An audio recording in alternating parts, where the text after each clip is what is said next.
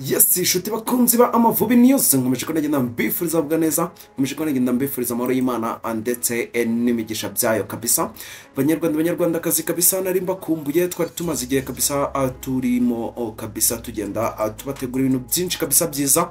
Iyi ni yacano yanyu rero, yacano ya mbere kwisize muzi kugeza amakuru avuga mu kipe y'igihugu Rwanda Amavubi. Goro ngushimiye kuri wowe, maze gushimira wowe wamaze gukora subscribe kabisa. Ngushimiye ko ukomeje kubagenda uba ingirakamaro cyane, ukomeje kubagenda dufasha kandi ntiwibeshye kabisa, kuko niyo chano ya mbere kwisize muzi kugeza amakuru avuga mu kipe y'u Rwanda Amavubi. Ubwo ntuzigera ucikwa n'amakuru kabisa meza akugeraho yizewe kabisa, bavugwa mu Mavubi, babakinya abanyarwanda bakini burayi baba bagenda batekerezwa kugira ngo baze gukirira Amavubi kabisa. Nahanga aho ugomba kubumva. Ubwo rero niyo mpamvu kuri hotel subscribe ugomba guhita ukora aka kanya kugira ngo ibintu bikomeze bigende neza cyane. Namaze gukora subscribe ndakwibutsa ko ugomba kuza kabisa muri like kabisa, ugomba gukora kuri like kugira ngo ikiganiro cyacu kigere ku bantu benshi, maze kandi muri comment muze tuganire kabisa ku Mavubi, muze kutubwira kuri uyu musore tugiye kubabwira. Ni hano ugiye kumumvisha bwa mbere, ni umukinnyi w'umunyarwanda kabisa ukomeye cyane ukiri burayi, umeze neza cyane kabisa. Ubwo rero tugiye kuba twagenda tumuganiraho. Ni umusore wavukiye mu Faransa w'umunyarwanda kabisa ukomeye cyane, nibwo bwa mbere ugiye kubumvishaho. Murabizi ko ahanga nibwo budasa bwacu, tugenda tukuzana abakinnyi ubo wumvishe bwa mbere, maze utazigera utungurwa no kuzababona mu gihe kiri imbere, kuko ahanga uzaba waramaze kubumva kabisa, ibintu bizaba bimeze neza cyane. Ubwo abanyarwandakazi we amaze gukora subscribe ndagushimiye, nawe uyikoza aka kanya ndetse nawe ugiye guyikora aka kanya tuvugana, ndabigushimiye cyane ko nta n'ikiguzi bigusaba, no mutima ukubwanga ukoraho gusa, ubundi ibintu bigahita bigenda neza cyane. Twinjiramo kabisa muri aya makuru avuga mu kipe y'u Rwanda Amavubi. Tugiye kuganira ku musore w'umunyarwanda yitwa Ali Enzo Hamon. Amazina ye nyakuri na amazina atatu kabisa, yitwa Ali Enzo Hamon. Ni umukinnyi w'umupira w'amaguru w'umunyarwanda wavukiye i Montreal Forte yon kabisa ari mu gihugu cy'Ubufaransa. Yavutse ku itariki 30 Werurwe mu mwaka 2003. Afite uburebure bwa metero 1 na santimetero 70 kabisa. Akaba akinira ikipe yitwa Angoulême Charente Football Club yo mu cyiciro cya kane hari kabisa mu Bufaransa, muri Nationale D. Rero akaba akina ku mwanya w'umukinnyi wo ku ruhande kabisa, ibumoso kabisa. Akaba ari umudefenseri uca ibumoso, abo bita aba left back kabisa. Afite ubwene gihugu bw'Ubufaransa ndetse n'u Rwanda kabisa. Uyu musore bamwita Ali Enzo kabisa. Uyu musore bita Ali Enzo yatangiye gukina umupira we w'amaguru kabisa akiri muto, anyura mu makipe y'abato nka DBF Nantes mu mwaka wa 2009 2013. Yaje kuba yanazamuka aca mu kipe yitwa US Jean d'Arc Kharkiv mu mwaka wa 2013 2018. Yaje kujya mu kipe yitwa Guicamp mu mwaka wa 2018 2022.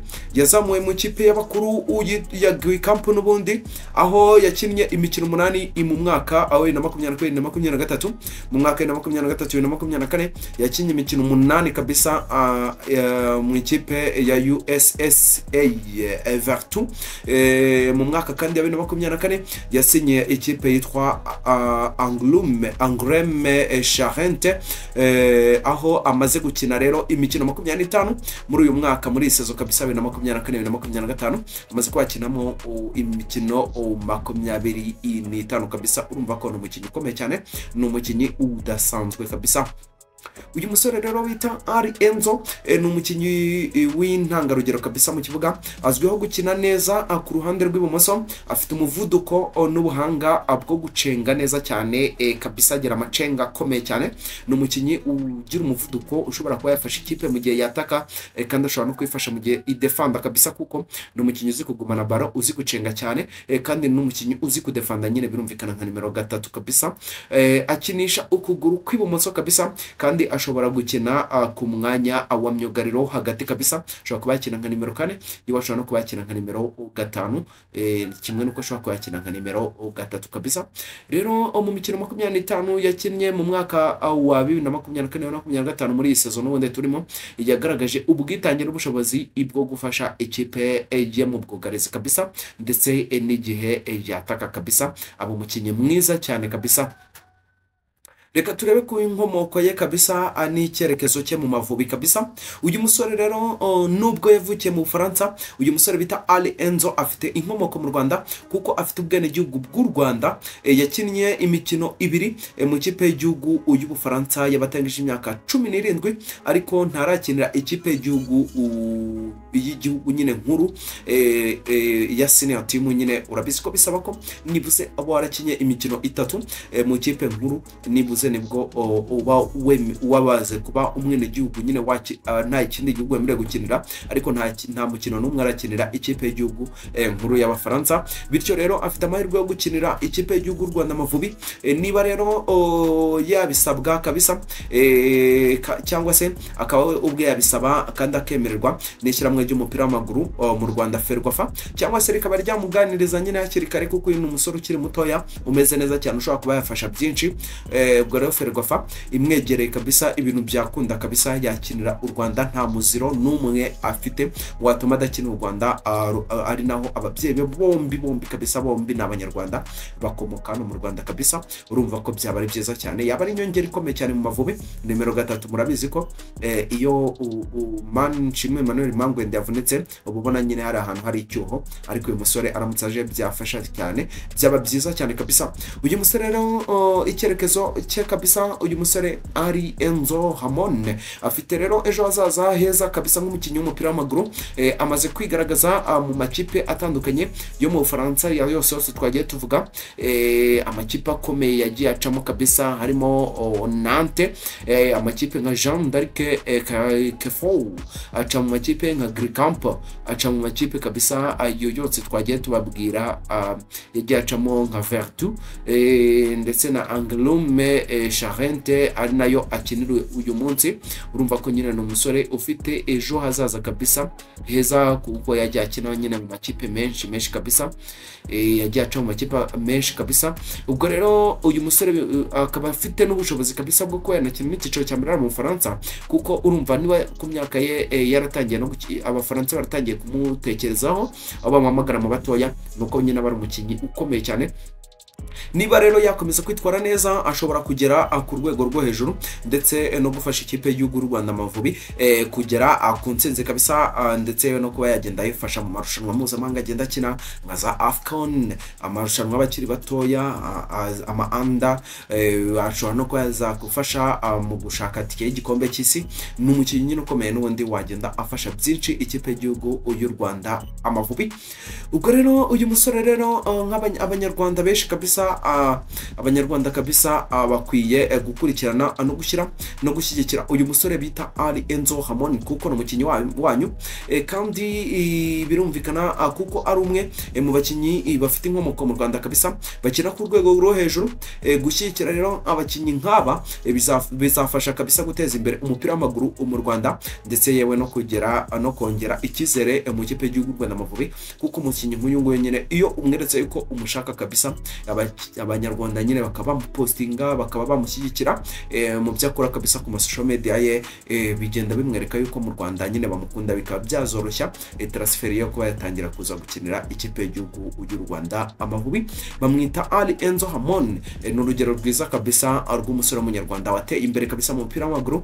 Akaba afite rero ubushobozi bwo gufasha ikipe y'igihugu Rwanda Amavubi kugera ku ntsinzi kabisa, ndetse yewe ni inshingano zacu kabisa kumushyigikira no kumufasha kugera ku nzozi ze kabisa zo gukinira Amavubi kabisa. Uyu musore rero bamwita Ali Enzo Hamon, akaba umusore ukomeye cyane. Ubwo rero reka tumushyigikire kandi Banyarwandakazi, uyu ni umusore uzagenda afasha byinshi cyane. Ndabibutsa yuko uruhande akinaraho umusore bita Nshimwe Emmanuel Mangwende, nyuma yuko yari amaze igihe kinini cyane mu imvune hafi ya sezo yose kabisa. Uyu musore amaze kuba yagenda agaruka kabisa, yamaze kuba yagaruka mu kibuga. Ubwo rero no kwitega byinshi kabisa ku byo azafasha ikipe y'igihugu y'u Rwanda Amavubi, kuko uyu musore yamaze kuba yagenda agaruka ava mu mvune.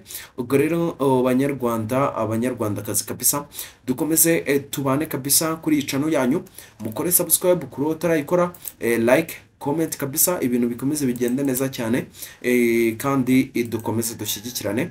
Murabizi ko iyi niyo channel ya mbere ku isi yize muziki kugezaho amakuru avuga mu kipe y'igihugu y'u Rwanda Amavubi. Ubwo kudushyigikira nicyo cy'ingenzi kabisa waba ukoze, ni ingenzi cyane, cyaba ari cyo kintu cy'ingenzi cy'ingirakamaro waba ukoze kabisa, kuko urabizi ko ntuzigera utenguha. Anga tukugezaho amakuru avuga mu kipe y'igihugu y'u Rwanda Amavubi, tukakugezaho asesengwe ameze neza cyane. Mbibutsa yuko n'umusore wacu umukinnyi w'umunyarwanda witwa Noam Emirane yatsinze igitego cya gatatu mu bitego bitandatu ikipe akinira ya FC Groningen yara mu gihugu cy'Ubuholandi imaze gutsinda. Yatsinze kabisa muri iri joro cyangwa se mu mugoroba washize, yatsinze kabisa ikipe yitwa RKC Walwijika muri shampiyona y'ikiciro cya mbere ara mu gihugu cy'Ubuholandi. Ubwo rero umusore wacu yatangiye kuba yagenda anyeganyeza ishundura. Mbibutse yuko nta gihindutse kabisa, mbibutse yuko nta gihindutse, uyu musore ejo bundi ari buze kuba ari ahangaha kabisa, nta gihindutse, uyu musore ari buze kuba ari ahangaha mu Rwanda kabisa. Azahaca nyuma yuko azahagurukana n'ikipe y'igihugu y'u Rwanda Amavubi izajya mu gihugu cya Algeria kabisa gucakirana n'ikipe y'igihugu ya Algeria mu mukino u Rwanda rufitanye na Algeria kabisa, wa gishuti u Rwanda rufitanye na Algeria muri kuno kwa gatandatu. Ubwo rero ubwo trêve nationale izaba itangiye kabisa, uyu musore Noam Emirane nta gihindutse azaza gukinira ikipe y'igihugu y'u Rwanda Amavubi. Umusore mwamenye mu makipe menshi akomeye cyane, mwamenye mu ikipe ya Manchester United, amakipe nka za Barcelona yamwifuje cyane, amakipe nka za Paris Saint-Germain yaramwifuje cyane, ariko uyu musore nyine amugiye kumubona mu Mavubi. Inzozi z'abanyarwanda zigiye kuba impamo. Ubwo rero natwe kabisa dukomeze dushyigikire channel yanyu, dukomeze dushyigikire channel yacu kabisa, channel ya Amavubi News. Iyi channel kabisa niyo channel yanyu, mugomba kuyishyigikira kuko onahangaha uzajya ukomeza kugenda ubona amakuru avuga mu kipe y'u Rwanda Amavubi, amakuru akakugeraho yizewe kandi asesenguye neza cyane, ibintu bimeze neza cyane. Ubwo rero dukomeze tuyishyigikire kabisa. Muri comment reka nyure muri comment, narabibasezeranyije ko comment nzajya nzicamo kabisa kugira ngo dushyigikire kandi iduha agaciro namwe muzandika kabisa. Ubwo rero reka tugende duca muri comment zanyu. Uwo bita Admiling Electric Call ati uduhe n'abandi, niyo gahunda kabisa, niko kazi kacu, murabizi ibyo mwari bimenyereye. Ubwo yavuga nyine dukomeze tubashakire n'abandi bakinyi b'abanyarwanda, niko kazi kabisa. Undi yavati ubundi abantu nk'aba nibo dushaka. Yego kabisa, abakinyi nk'aba ngaba yavugaga umukinyi witwa Loic Williams ukinira ikipe ya Granada yo muri Espagne kabisa. Twari twabagejejeho umukinyi ukomeye cyane kabisa w'umunyarwanda. Ubwo rero yavuga ati abakinyi nk'aba ngaba nibo dushaka abafasha byinshi ikipe y'u Rwanda Amavubi. Ubwo rero niya nanjye kabisa naba ngaba kabisa, ndetse n'abandi benshi bakomeye. Ntacyo urabona kabisa munyarwandakazi, ntacyo urabona, abakinyi barahari benshi cyane. Ubwo rero bamwita Radislas Ndikumana, niko yagiye kabisa atwandikira tubwati ubundi abakinyi nk'aba nibo tuba dushaka. Ubwo rero nanjye kabisa ndakomeje tambashakire n'abandi benshi bakomeye. Undi witwa Ndayisenga Emmanuel ati uwo mukinyi ni sawa cyane kabisa. Yavugaga uwo bita Anthony Musaba ukinira ikipe ya Sheffield yo mu Bwongereza kabisa, umukinyi w'umunyarwanda kabisa ukinira ikipe ya Sheffield yo mu Bwongereza. Aya makipe aba bose mba nibababwira, ujye wumva ko nyine ni comment abatangiye ahangaha mu biganiro tuba twakoze ku bakinyi. Ubwo rero nawe utanze comment kabisa twaza kugenda tuyisubiza kabisa, tugusoma mu kiganiro kiri imbere kabisa. Ubita Byukusenge Jean Baptiste ati ni sawa kabisa,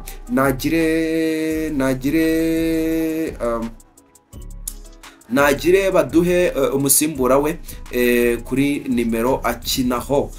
Bavugaga umusore bita Samuel Gretero Palemari, umusore kabisa ari mu byishimo ejo bundi ubw'ikipe ye ya La Louvière yazamukaga mu cyiciro cya mbere kabisa ari mu gihugu cy'Ububiligi. Ubwo rero video ye twapostinze ubita Byukusenge Jean Baptiste ati nibagire baduhe n'umusimbura we kabisa, umuntu uzajya umusimbura mu Mavubi nyine birumvikana kuri ya nimero 8. Ubita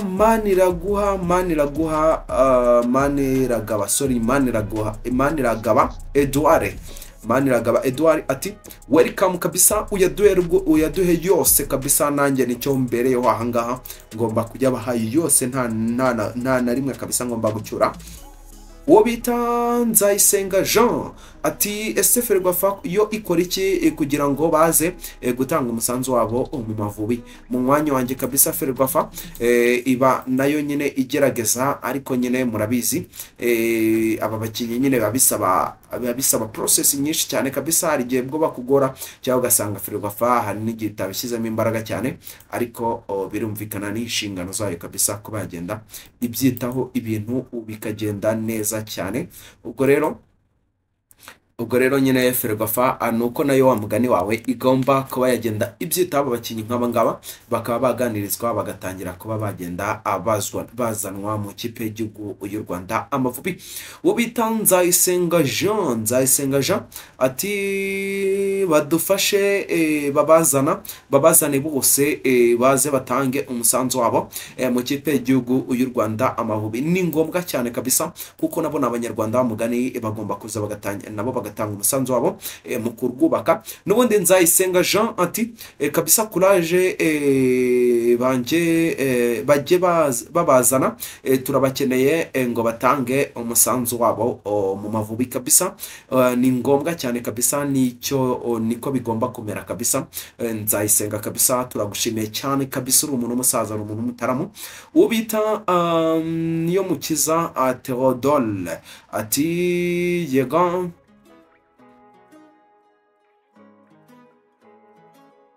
ati izo statistike urumva yatugeza koko imikino 26 ibitego 3 assist imwe wimukabiriza pe oyaho ya kabisa. Joel Mugisha Mvuka n'umukinyi ukomeye cyane. uyu musore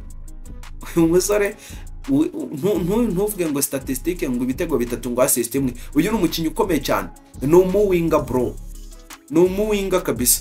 Ashobora kudatsinda cyangwa ntatange assist, ariko akaba umukinyi mwiza cyane mu mukino wubakirwaho imikinire y'ikipe.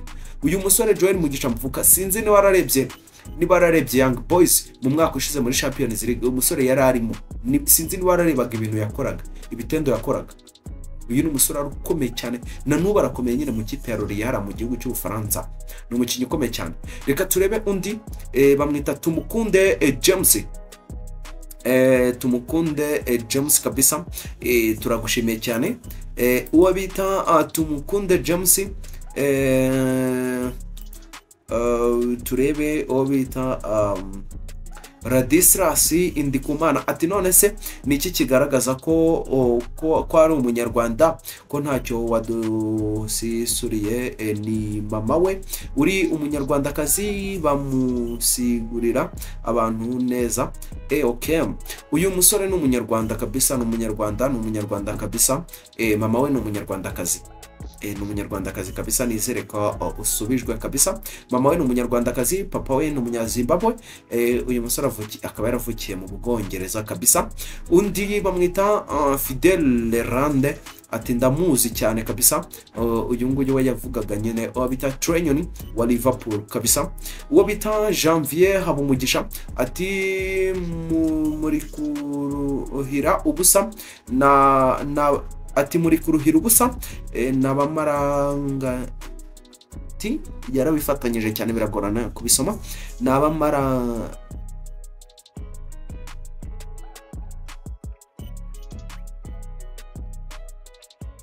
ati muri tayari kuyatanga amakuru kabisa, turi tayari kabisa.